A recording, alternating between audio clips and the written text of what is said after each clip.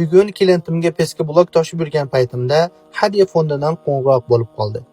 Akalarimiz Ramazon oyi munosabati bilan 100 ta muhtoj oilaga saharlik va iftorlik uchun produktlar tayyorlayotgan ekanlar.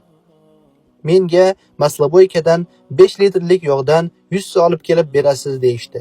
Borsam, pullarni to'lab, yog'larni tayyor qilib qo'yishgan ekan, yukladimda aytilgan manzilga yetkazib berdim. Bunday xayrli ishga sababchi bo'lishni o'zi bir baxtdir. Alhamdulillah, assolatu vassalamu ala rasulillah. Alloh fazli bilan birodarlar, mana Ramazon karvonimizda ishlar davom etyapti. Alhamdulillah. Masloboykadan yog'larni oldi 100 ta semyaga shu bittadan idishda birodarlar. Ularning pullari sizlarning yordaminglar bilan to'landi. Alhamdulillah. Yana shunday yig'ilishlar, shunday ishlarimiz davom etyapti.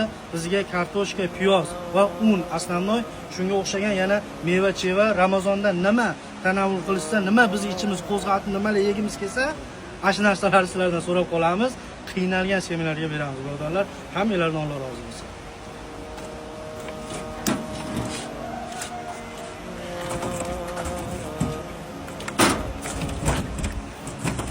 Agar siz ham Ramazon oyida qilinayotgan ehsonga o'z hissangizni qo'shmoqchi bo'lsangiz, bu karta raqamlarga pul o'tkazishingiz mumkin yoki ushbu raqam orqali bizlarga bog'laning.